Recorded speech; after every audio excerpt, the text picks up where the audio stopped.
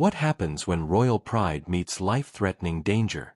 Prince Adrian had sworn before the entire court that he would never lower himself to love someone beneath his station, especially not a slave.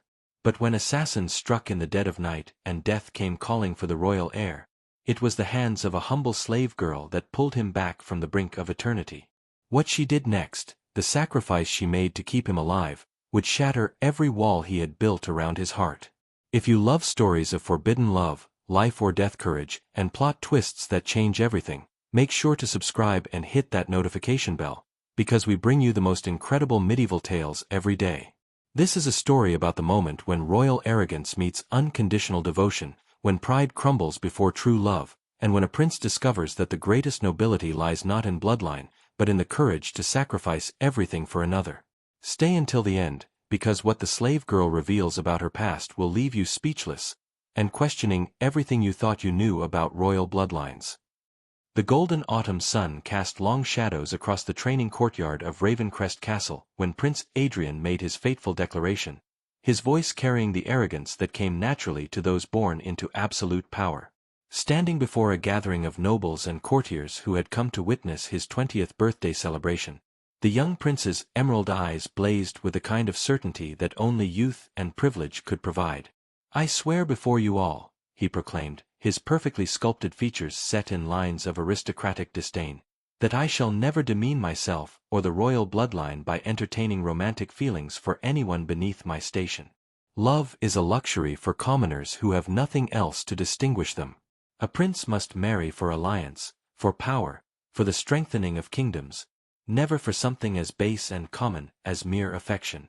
The assembled nobles murmured their approval, though several of the older courtiers exchanged knowing glances.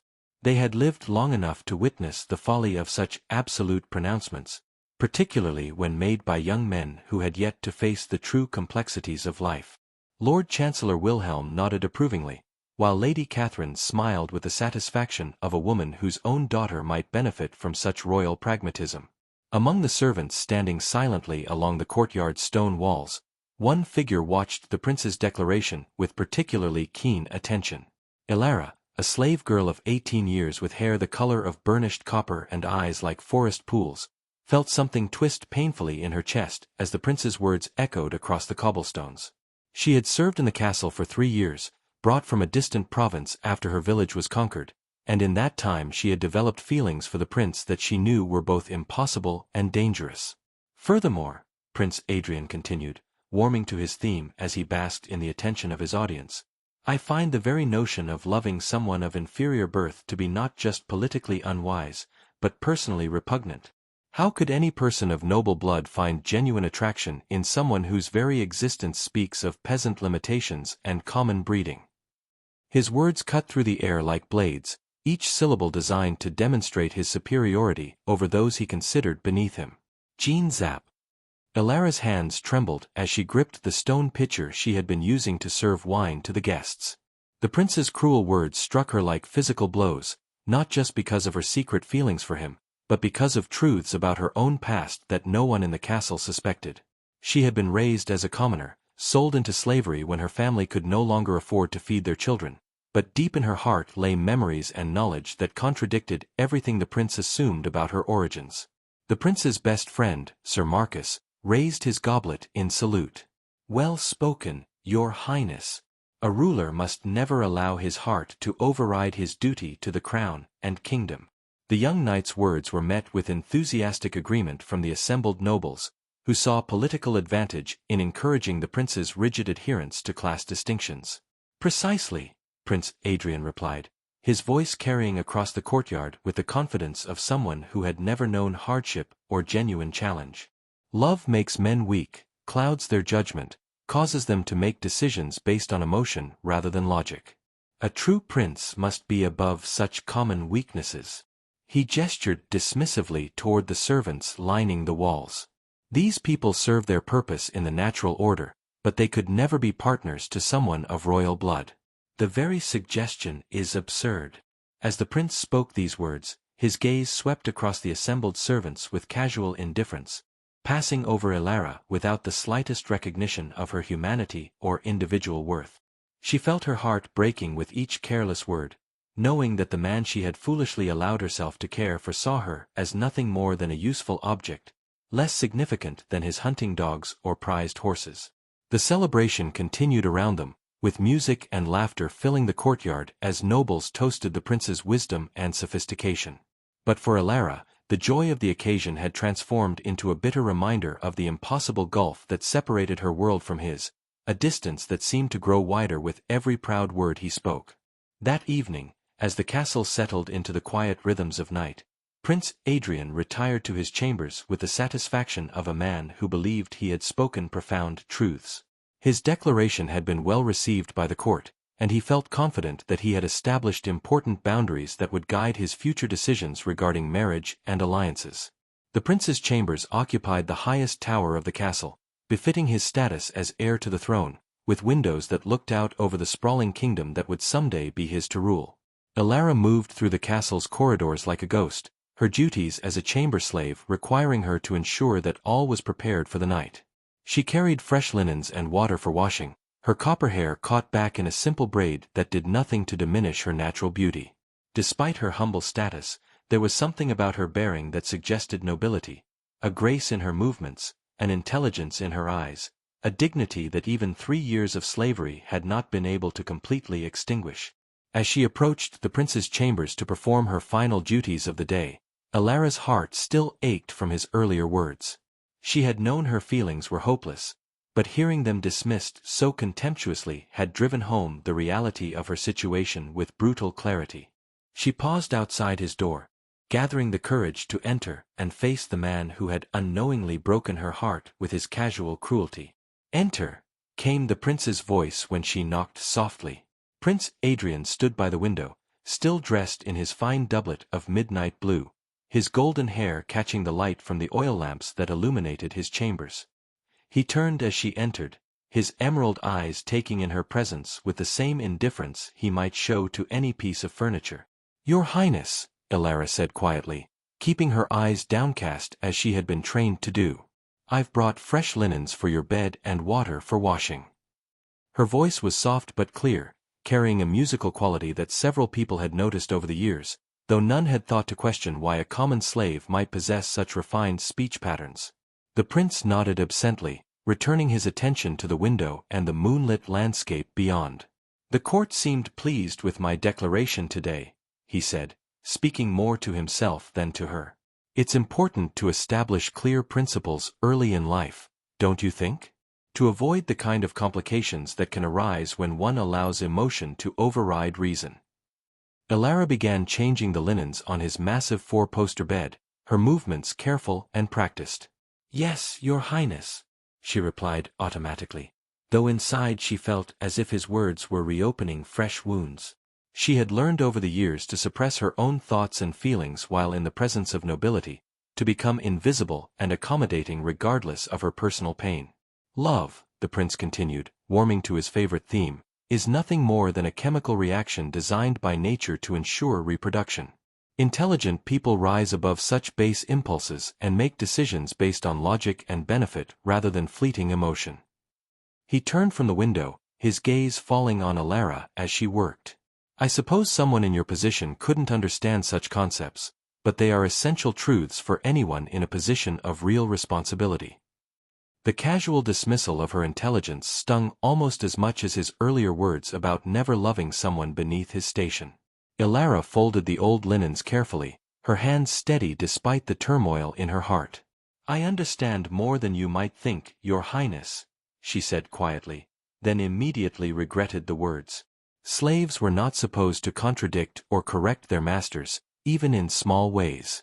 Prince Adrian raised an eyebrow, showing the first sign of genuine attention he had paid to her presence. "Oh, and what exactly do you understand about matters of state and royal responsibility?" His tone carried amusement rather than anger, as if he found her presumption entertaining rather than offensive. Alara realized she had stepped onto dangerous ground, but something in his condescending tone sparked a rebellion in her spirit that 3 years of slavery had not completely crushed.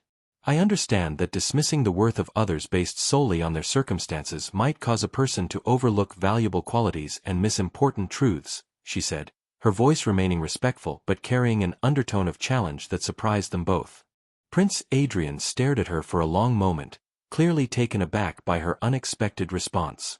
In his 20 years of life, no slave had ever dared to speak to him with such subtle defiance, and he found himself genuinely intrigued despite his ingrained prejudices. There was something about the way she carried herself, the careful intelligence behind her words, that seemed inconsistent with his assumptions about her background and breeding. "You speak strangely for a slave," he said slowly, studying her face as if seeing her for the first time. "Where did you learn such eloquent speech? Most servants can barely string together a coherent sentence, yet you express yourself like someone who has received formal education." His emerald eyes narrowed with curiosity as he began to notice details about her that had previously escaped his attention.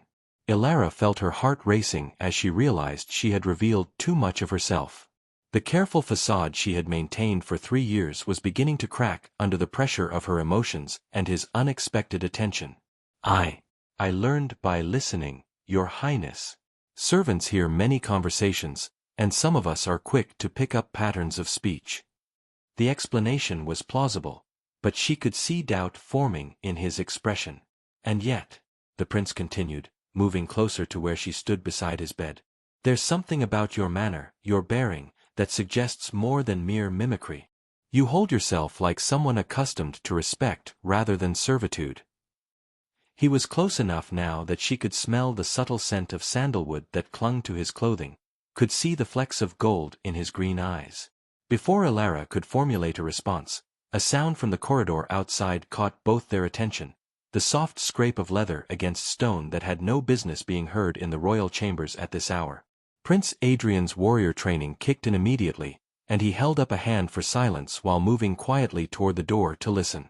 The sound came again, closer this time, accompanied by the barely audible whisper of steel being drawn from sheaths.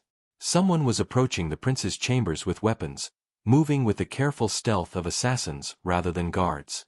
Prince Adrian's face went pale as he realized the implications. Someone intended to kill him in his own rooms, in the heart of his father's supposedly impregnable castle.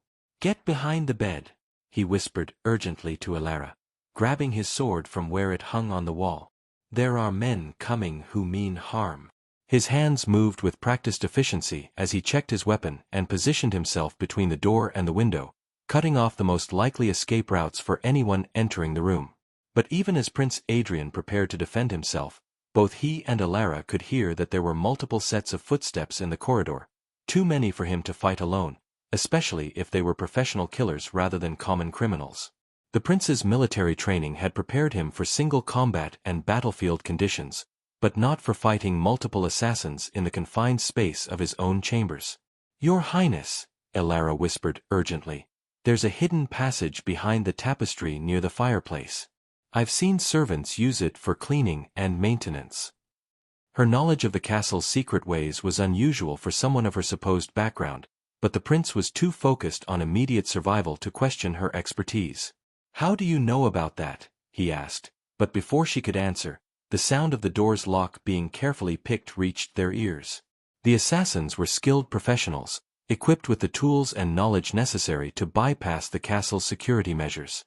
"There's no time to explain," Ilara said, grabbing his arm with surprising strength and pulling him toward the fireplace.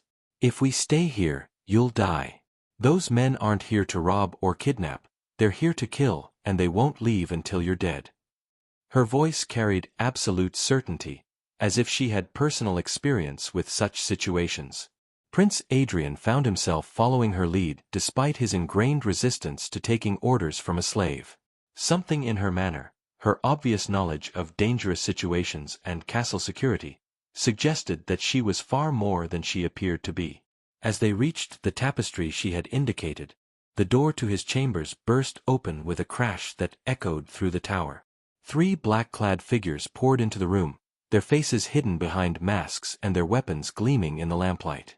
They moved with professional efficiency, immediately spreading out to cover all possible hiding places and escape routes. "Behind here, quickly," Ilara whispered, pulling aside the heavy tapestry to reveal a narrow stone passage that disappeared into darkness. The hidden corridor was barely wide enough for one person, clearly designed for servants to move unseen through the castle rather than for comfortable travel. Prince Adrian hesitated for a split second, his pride warring with his survival instincts as he realized he was about to trust his life to a slave girl whose knowledge seemed far too extensive for her supposed background. The sound of furniture being overturned and weapons clashing against stone spurred him into action. The assassins were systematically searching his chambers, and it would be only moments before they discovered the hidden passage. Prince Adrian squeezed into the narrow space behind Elara, pulling the tapestry closed behind them just as he heard one of the masked killers curse violently upon discovering his empty rooms. "This way," Elara breathed, her voice barely audible as she led him through the cramped passage with confidence that spoke of previous experience. The stone walls pressed close on either side, and the only light came from thin shafts of moonlight filtering through occasional gaps in the masonry. Prince Adrian found himself marveling at how she navigated the twisting route without hesitation, as if she had traveled these hidden ways many times before. "How do you know these passages so well?" he whispered as they moved deeper into the castle's hidden infrastructure. "Servants aren't usually given such detailed knowledge of secret routes." His logical mind was beginning to process the inconsistencies in her behavior, even as his body focused on following her through the maze of concealed corridors. "I told you I learned by observing," she replied, but her voice carried a tension that suggested there was much more to the story. "We need to keep moving. Those men will realize what happened and start searching for other ways to reach you." As if to emphasize her point, they could hear voices echoing from the chambers they had just vacated, sharp commands being given in a language that neither of them recognized. The passage began to slope downward, leading them deeper into the castle's foundations. Prince Adrian realized they were moving toward the lower levels where the dungeons and storage chambers were located, areas of the castle he rarely visited and certainly didn't know as intimately as Elara apparently did. The air grew cooler and damper as they descended, carrying scents of stone and moisture that spoke of deep underground spaces. "There's a chamber ahead where we can rest and plan," Elara said, her voice carrying clearly in the confined space. "It's used for storage, but it has multiple exits and good defensible positions." Her military-style assessment of tactical advantages struck Prince Adrian as highly unusual for a servant, adding another layer to the growing mystery of her true background and training. They emerged into a small stone chamber lit by a single oil lamp that Elara immediately extinguished, plunging them into near-total darkness. Prince Adrian could hear her moving with practiced efficiency, checking the exits and positioning herself where she could monitor the approach routes. Her behavior was that of someone trained in security and defensive tactics, not a simple slave girl. "Who are you really?" Prince Adrian demanded, his voice harsh with a mixture of gratitude and suspicion. "No common servant possesses the knowledge you've just demonstrated. You know hidden passages, tactical positioning, how to recognize professional assassins. These are not skills taught to chamber slaves." His emerald eyes had adjusted enough to the darkness that he could make out her silhouette, and even in the dim light he could see tension in her posture. Elara was silent for a long moment, and when she spoke, her voice carried a weight of sadness and resignation that seemed far beyond her apparent years. "Your Highness, there are many things about my past that I have never spoken of, truths that would be dangerous for both of us if they became known. But tonight, with assassins hunting you through your own castle, perhaps some secrets are worth sharing." "Tell me," he commanded, but his tone was softer now, carrying genuine concern rather than mere royal authority. The immediate danger had created an intimacy between them that transcended their usual roles of master and servant, and he found himself genuinely caring about her answer rather than simply demanding obedience. "I was not born a slave," Elara said quietly, her words carrying the weight of long-held secrets. "I was born to nobility, trained in warfare and statecraft, raised to understand the complexities of political maneuvering and personal defense. When my family's lands were conquered, I was sold into slavery to prevent me from organizing resistance among our people." Her confession hung in the darkness between them like a bridge spanning an impossible gulf. Prince Adrian felt his world shifting as her words sank in. Everything he had assumed about her, every casual dismissal and condescending comment, took on new meaning in light of this revelation. The woman who had just saved his life was not some common servant, but a displaced noble who had endured 3 years of slavery with dignity and grace. Nobility. Prince Adrian's voice carried a mixture of shock and growing understanding as the pieces of the puzzle began falling into place. That explains your bearing, your speech, your knowledge of castle defenses. He paused, processing the implications of what she had revealed.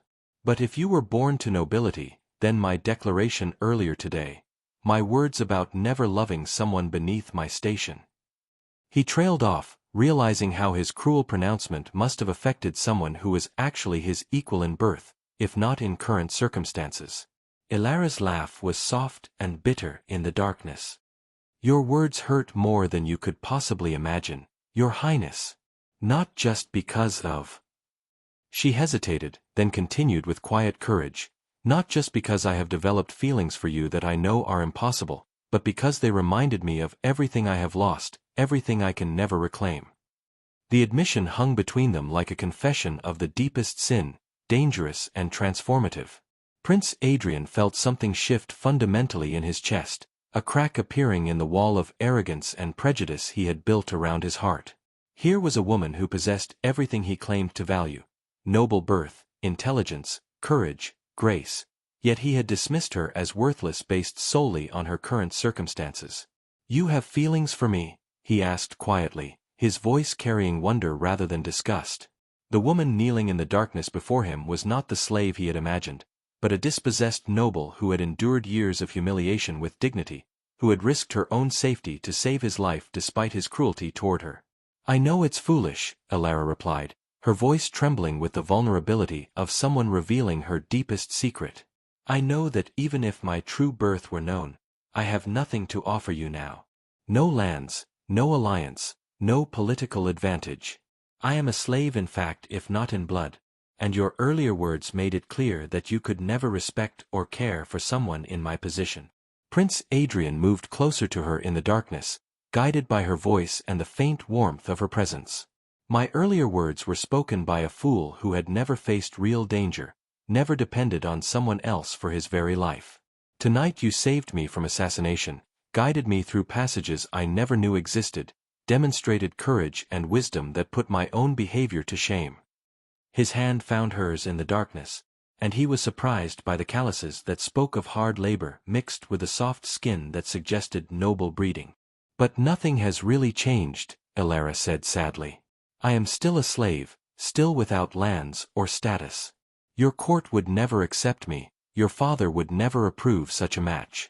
Even if you could overlook my current circumstances, the political realities remain the same. Her practical assessment of their situation showed the kind of clear thinking that royal counselors prized, yet another indication of her true background and training. Perhaps more has changed than you realize, Prince Adrian said softly, his thumb tracing over her knuckles in a gesture that would have been scandalous if witnessed by the court. Tonight I learned that my assumptions about worth and nobility were not just wrong, but dangerously narrow-minded.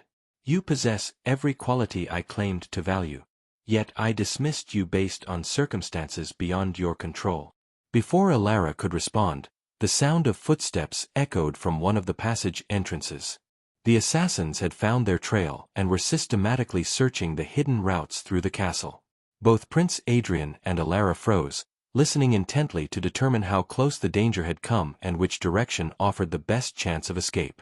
They're getting closer, Elara whispered, her training reasserting itself as she focused on immediate survival needs.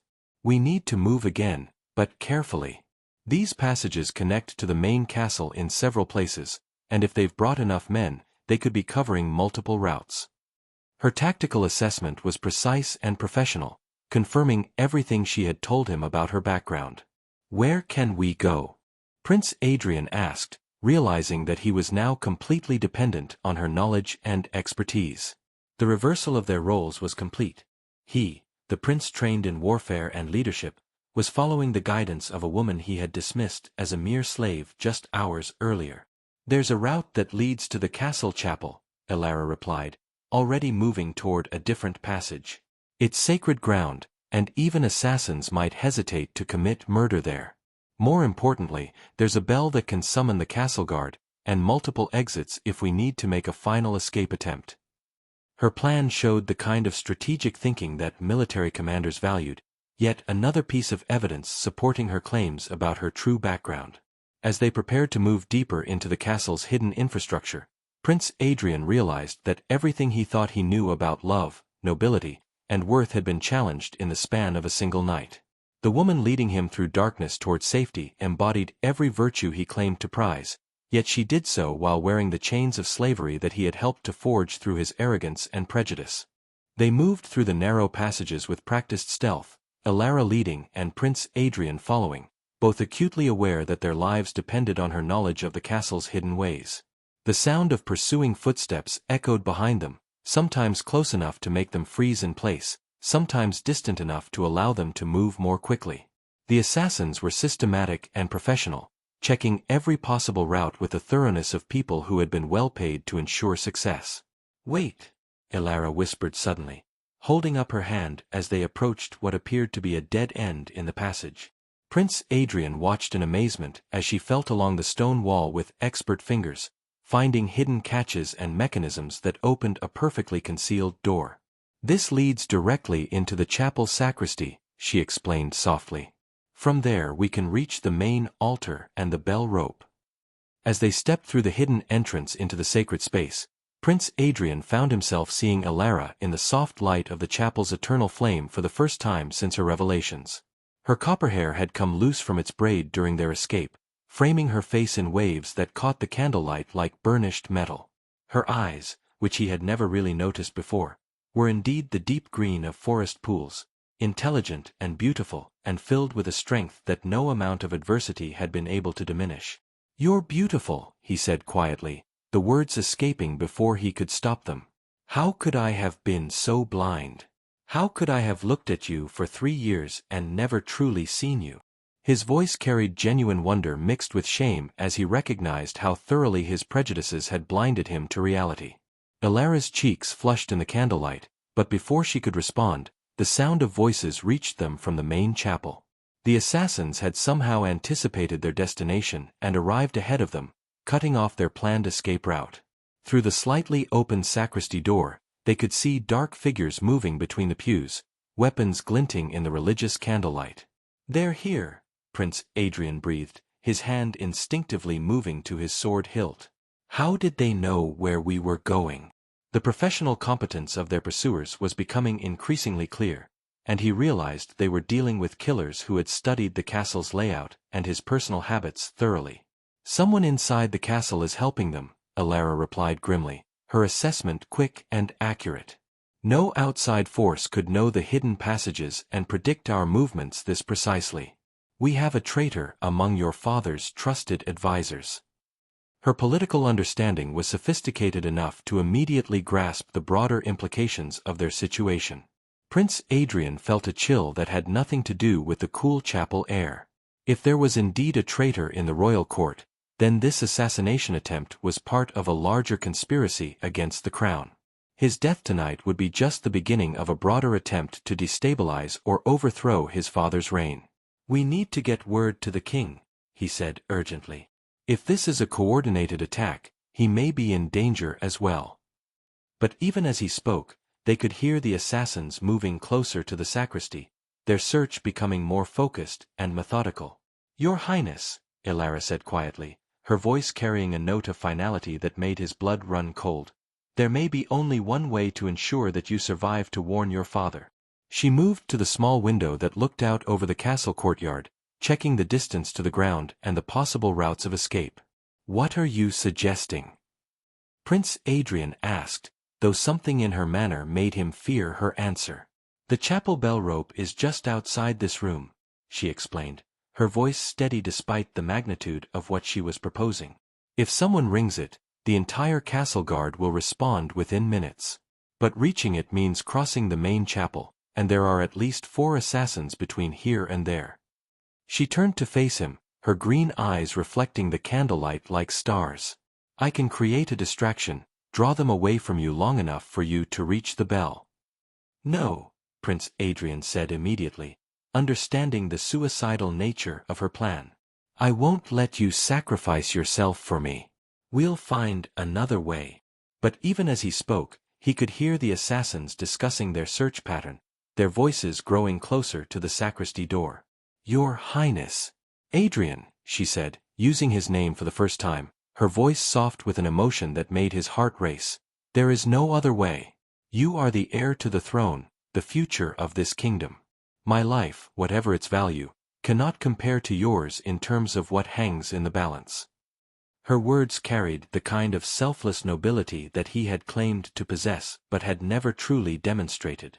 You're wrong, he said fiercely, grasping her hands in his. Your life has value beyond measure. You saved me tonight, showed me truths about myself that I desperately needed to learn. I will not, let you die for my sake. The intensity of his emotion surprised them both, revealing feelings that had been growing without his conscious awareness.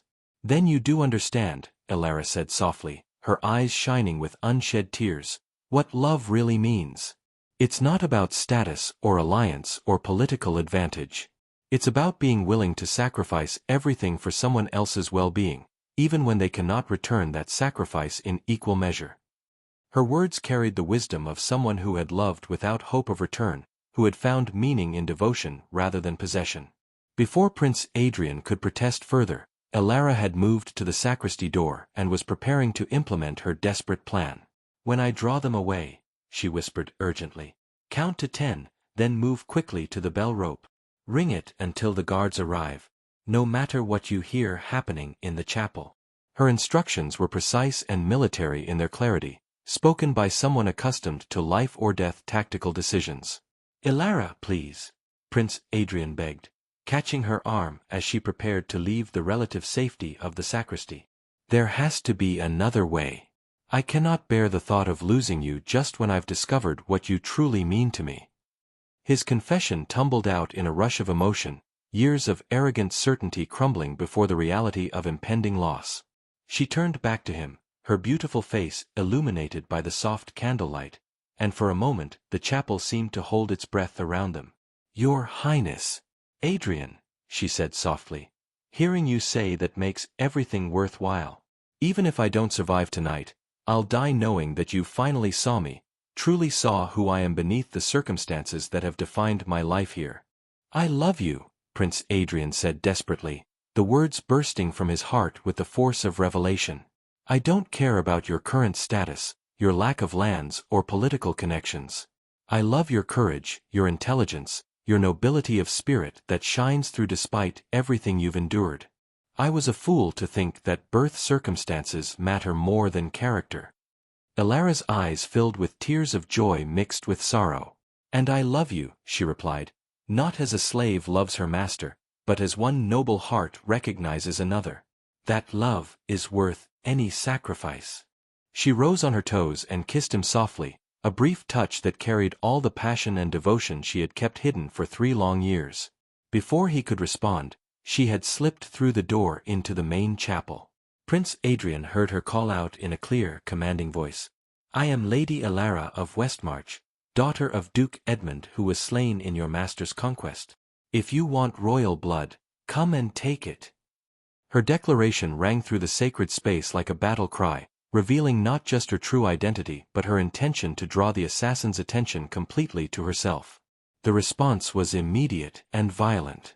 Prince Adrian heard the sound of running feet, weapons being drawn, and Elara's voice continuing to call out challenges as she led the assassins away from the sacristy. True to her noble birth, she was buying his escape with her own life, facing professional killers with nothing but courage and determination to protect the man she loved. Following her instructions, Prince Adrian counted to 10, then burst from the sacristy toward the bell rope that hung near the altar. His hands closed around the thick rope just as he heard the sound of steel clashing against steel from the far end of the chapel. Elara had found a weapon somewhere and was actually fighting the assassins, her noble training serving her even in this desperate last stand. He pulled the bell rope with all his strength, sending the great bronze bell pealing across the castle grounds with urgent summons that would bring every guard running. Again and again he rang the bell, each toll echoing through the night like a prayer for salvation, while behind him the sounds of combat grew more desperate and intense. Elara! he shouted, abandoning the bell rope to rush toward the sounds of fighting. He found her near the altar, wielding a ceremonial sword she had taken from the chapel's display, holding off 3 black-clad assassins with skill that proved every word she had told him about her background. She was bleeding from several wounds, but her green eyes blazed with the fire of someone fighting for something far more precious than her own life. Prince Adrian drew his own sword and threw himself into the battle, fighting beside the woman he loved with a ferocity born of newfound understanding about what truly mattered in life. Together they held the line until the thunder of booted feet announced the arrival of the castle guard, summoned by the urgent pealing of the chapel bell. The assassins, realizing their mission had failed, attempted to flee but were quickly surrounded and captured. In the aftermath of the battle, as Prince Adrian held Alara's wounded form in his arms, she smiled up at him with eyes full of love and quiet triumph. "You're alive," she whispered, her voice weak but filled with joy. "The kingdom is safe." "We're both alive," he corrected, pressing a gentle kiss to her forehead. "And I intend to spend the rest of my life proving that love is not a weakness, but the greatest strength any noble heart can possess." In the months that followed, Prince Adrian shocked the court by announcing his intention to marry Lady Alara of Westmarch, whose noble birth was formally recognized and her lands restored as a wedding gift from the grateful king. Their love story became legend throughout the kingdom, proving that true nobility lies not in the circumstances of one's birth, but in the courage to love and sacrifice for others.